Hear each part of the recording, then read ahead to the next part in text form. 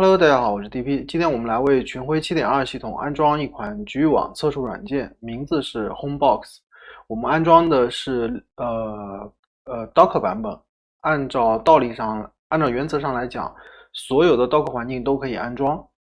好的，我们现在来做准备工作。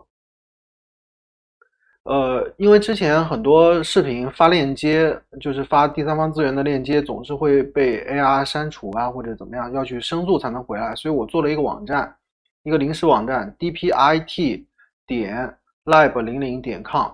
打开这个网站以后，就可以看到所有需要下载或者所有有文件，就是有文档的那个视频的列表。然后比如说我们这个是 Homebox， 搜索一下，然后这边就会出资源链接，点开以后就会打开一个文档。目前我们用的是第三方文档，以后会直接放到这个网站里面去。这个文档里会有介绍，会有资源，会有命令，所有的东西都有。那我们第一步先把资源下好。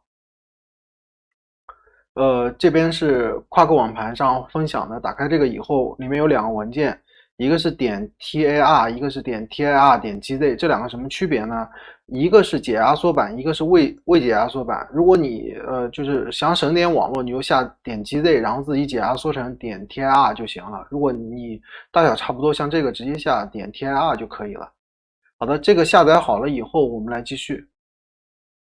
OK， 现在假设你已经下载好了，并且已经解压缩得到了这个点 TIR 结尾的文件，然后我们现在需要打开我们的 FTP。这是我这样看吧，这是我的Docker 文件夹，然后在里面会有一个 Imgur， 是专门用来上传那个第三方镜像的。那么我们这时候就需要把这个文件上传上来。如果你不会用 FTP， 你可以直接用这个 File Station， 在这里面做上传，效果是一样的。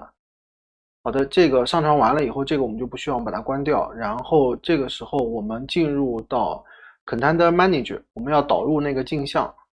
然后这一回点镜像，然后进来以后，我们选择 Action， 选择 Import 导入，选择从文件导入，然后从这个 DSM 导入。然后这时候选 Docker， 反正你可以上传的位置和我不一样，但你知道就行。选这个里面，打开，然后找到这个文件，我把它拖大一点，大家可以看一下，就是什么 xg homebox last 这个，把这个选中，点导入，然后稍等一下就可以导入成功。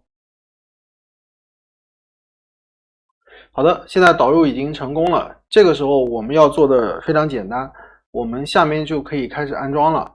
我一共准备演示两种安装方式，先演示第一种，就是常规的从 DSM 安装，我们直接选中这个镜像，点 Run， 然后它会让你输入这些名字，什么都不用管，就这样。然后这个名字可以改一下，比如说我改成Homebox， 你可以改成你想要任何名字，然后这边选择那个自动重启，给它选上。如果你不需要自动重启，你想手动重启的话，你就可以不改这个项。然后一路下一步，然后这边端口填3300。好，其他什么都不用动，直接下一步，点完成。然后我们回到 Container 里来看，这个 Homebox 就已经跑起来了。这时候我们来访问一下，输入你的 NAS 的 IP， 然后端口3300，打开。这样这个程序就已经安装好了。我们先不做测试啊，然后现在我们回来，我们把这个 Container 给它停掉，然后把它删除掉。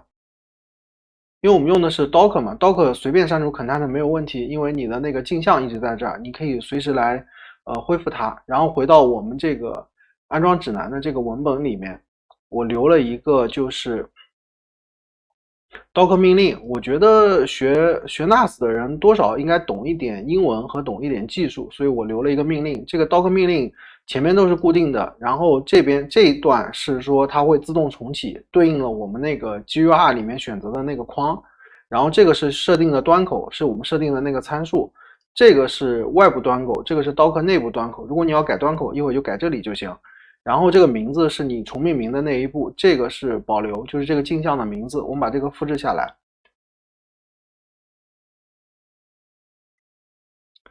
好的，假设你已经打开了你的那个就是 NAS 的 SSH， 也已经登录到了 root 用户。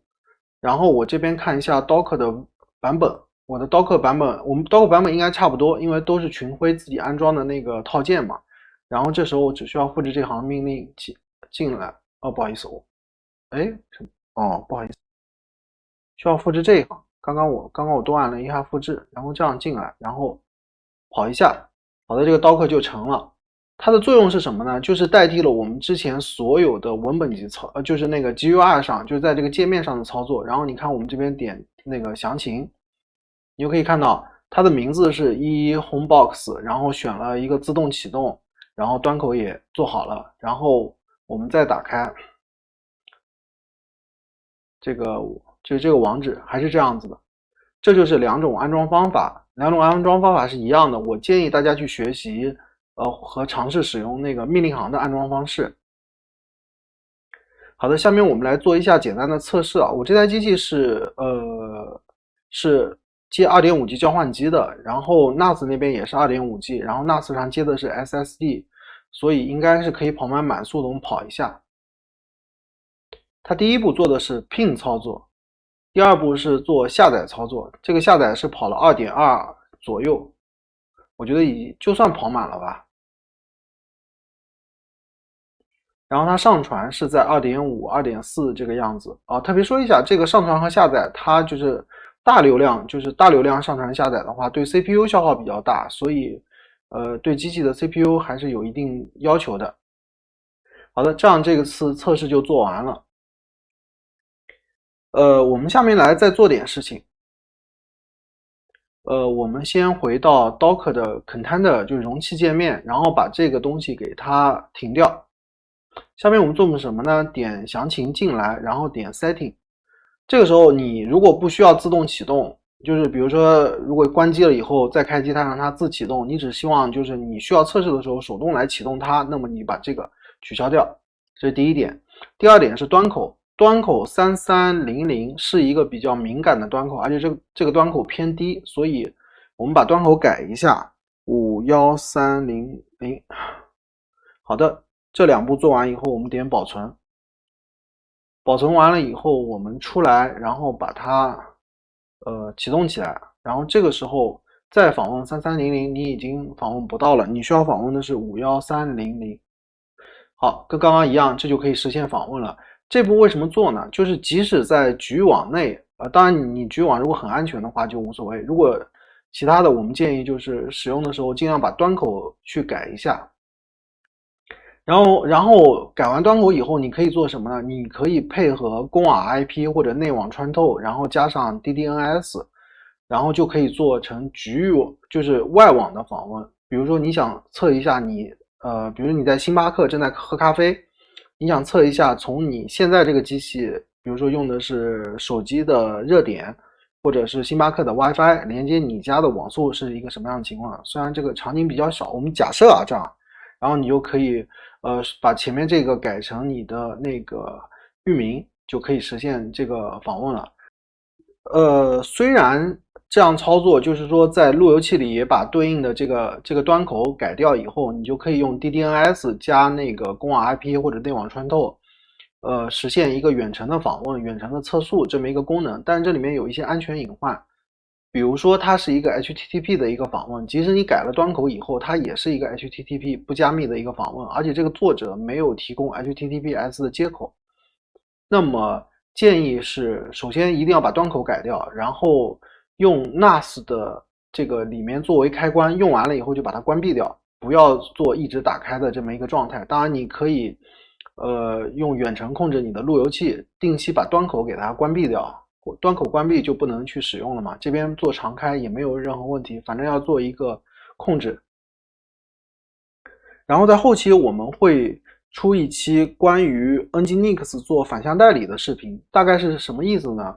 这个不是51300这个端口吗？或者是3000这个端口，它是对应这个程序的。我们只要在使用 HTTPS 访问 Nginx， 然后在里面做端口转发，类似的就是反向代理，就可以把它 HTTPS 的访问转发到这个 HTTP 上，就实现了在 Nginx 级的一个 HTTPS 访问。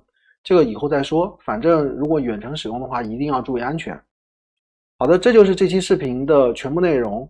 这期视频符合我的要求吧，简单好用。